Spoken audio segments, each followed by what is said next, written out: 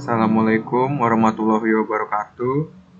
Jadi, saya akan menjelaskan maupun mempresentasikan materi yaitu pengecohan isian data atau yang biasa disebut phishing.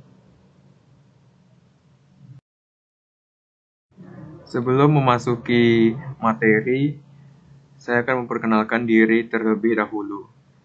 Jadi, nama lengkap saya yaitu Duta Fikri Rahman dengan NIM 19150360004. Saya sekarang berada di semester 5 dengan jurusan Sistem Informasi Fakultas Teknik di Universitas Mula Warman. Sekarang masuk pada tahap pembahasan. Jadi ada 4 pembahasan yang akan saya jelaskan. Mulai dari yang pertama yaitu pengertian. Penjelasan mengenai apa itu phishing. Yang kedua, penyebab. Bagaimana awal mula penyebab terjadinya phishing. Yang ketiga, contoh kasus. Salah satu contoh kasus yang sekarang lagi terjadi. Dan yang keempat, ada penyelesaian, yaitu bagaimana cara mengatasi jenis kejahatan ini. Pembahasan yang pertama, yaitu pengertian dari phishing. Phishing adalah suatu metode untuk melakukan penipuan dengan mengelabui target dengan maksud untuk mencuri akun target. Istilah ini berasal dari kata phishing, yaitu memancing korban untuk terperangkap di jebakannya. Phishing bisa dikatakan mencuri informasi penting dengan mengambil alih akun korban untuk maksud tertentu. Hal ini bisa saja dengan maksud mencari celah untuk beberapa akun yang terhubung dengan akun yang telah dapat. Phishing juga dapat didefinisikan sebagai scammer berbasis email yang pada dasarnya adalah penipuan dengan mengatasnamakan nama kita sendiri. Biasanya, phishing ini berbentuk email dengan isi seperti saldo bank karena kita nasabah dan juga pemberitahuan yang penting mengatasnamakan mereka sendiri.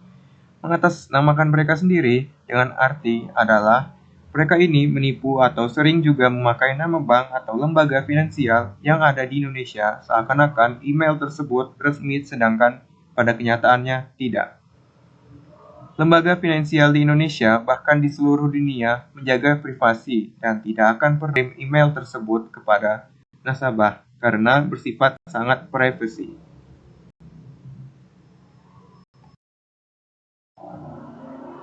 Selanjutnya yaitu pembahasan yang kedua, yaitu penyebab.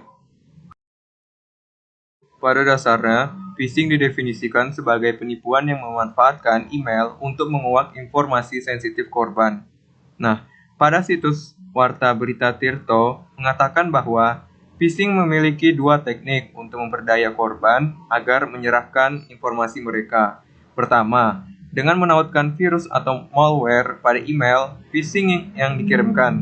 Pada tahun 2016, email phishing yang menyasar korban-korbannya 8,89% melampirkan Trojan Downloader JS.agent, sebuah program jahat yang mengancam sistem komputer siapapun. Teknik kedua adalah email phishing akan berisi tautan menuju situs web asli maupun namun palsu sebuah lembaga atau perusahaan. Para tersangka pembuat phishing biasanya akan membuat situs web atau perusahaan semirip mungkin dan terlihat sangat asli, dan juga dijadikan langganan si korban dengan sangat baik. Jika korban masuk situs tersebut, maka lenyaplah informasi yang dimilikinya. Pembahasan yang ketiga, yaitu contoh kasus. Salah satu contoh dari kasus ini, yaitu pada film No Time to Die. Film yang berasal dari Amerika Serikat ini rilis pada tanggal 30 September 2021 yang dibintangi oleh James Bond. Kaspersky, perusahaan keamanan siber, mengungkap potensi berbahaya bagi pengguna internet yang ingin menonton film terbaru James Bond yakni No Time to Die.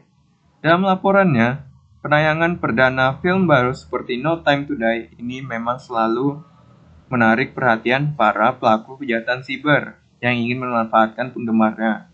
Karena penasaran dan ngebet menjadi orang pertama yang menonton film No Time to Die, penggemar film terkadang lalai terhadap sumber yang digunakan untuk menonton.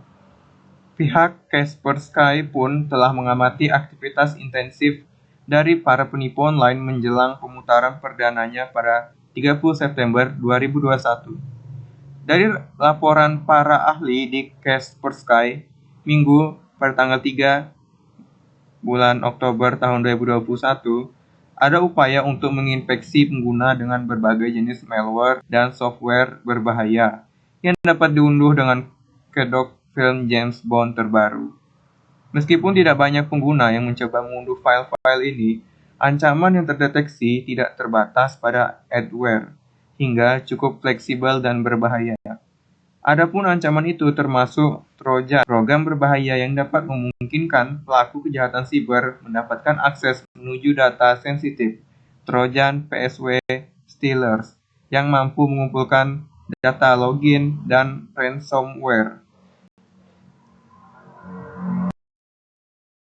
Tidak hanya itu saja, tim Kaspersky juga menemukan sejumlah situs web phishing dibuat untuk mencuri detail bank pengguna.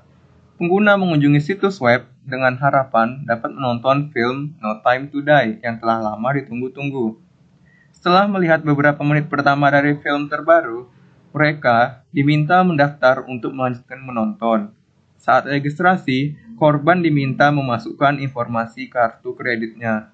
Namun, setelah pendaftaran selesai, pengguna tidak dapat melanjutkan menonton. Uang debit dari kartu mereka dan data pembayaran berakhir di tangan si penipu online. Pakar keamanan di Kaspersky mengatakan bahwa dari berbagai sumber hiburan, termasuk film, selalu menjadi daya pikat yang menarik bagi penjahat dunia maya untuk menyebarkan ancaman dan halaman phishing.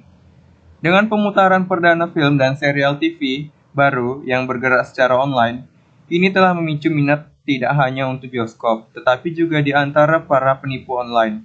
Tak pelak, pemutaran perdana yang telah lama ditunggu-tunggu seperti No Time to Die menyebabkan kegemparan. Penonton yang terburu-buru untuk menonton film membuat mereka melupakan keamanan internet. Pembahasan yang terakhir yaitu cara mengatasi. Saya membaca dari website berita Tekno Kompas mengenai cara mengantisipasi terjadinya hal tersebut, dan mereka merangkum tata cara yang diberikan oleh lembaga antivirus yaitu bernama Kaspersky untuk memberitahu tips untuk mencegah kejadian hal tersebut. Jadi, yang pertama ada, untuk situs sosial media seperti Facebook dan Instagram, buatlah bookmark untuk halaman login atau mengetik URL facebook.com secara langsung di browser address bar. Yang kedua, jangan mengklik link pada pesan email yang terlihat mencurigakan. Selanjutnya, hanya mengetik data rahasia pada website yang aman. Yang keempat, mengecek akun bank Anda secara regular dan melaporkan apapun yang mencurigakan kepada bank. Yang kelima, menginstal software untuk keamanan internet dan tetap mengupdate antivirus. Yang keenam, menginstal patch. Yang ketujuh, backup data Anda. Dan yang kedelapan, berhati-hati ketika login yang meminta hak administrator. Cermati alamat URL-nya yang ada di address bar. Dan tips terakhir yaitu kenali tanda giveaway yang ada di dalam email phishing.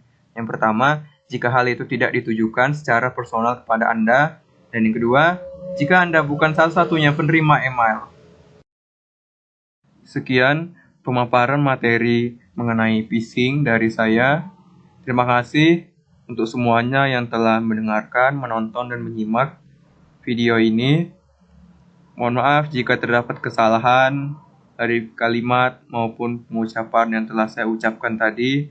Semoga bermanfaat untuk semua yang menonton. Wassalamualaikum warahmatullahi wabarakatuh. And have a good day.